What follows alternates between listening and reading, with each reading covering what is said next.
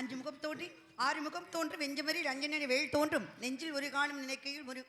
இருகாலும் தோன்றும் முருகா என்று ஓதுவார் முன்னே அருவமும் உருவமுமாகி அனாதையாய் பழவாய் ஒன்றாய் பிரம்மமா என்ற ஜோதி புலம்புதர் மேனியாகி கருணை கூறுமுகங்கள் ஆறும் கரங்கள் 12 கொண்டு ஒரு திருமுருகன் வருவார் உதித்தனர் உலகுவை என்று சொல்லக்கூடிய 5 கரத்தினை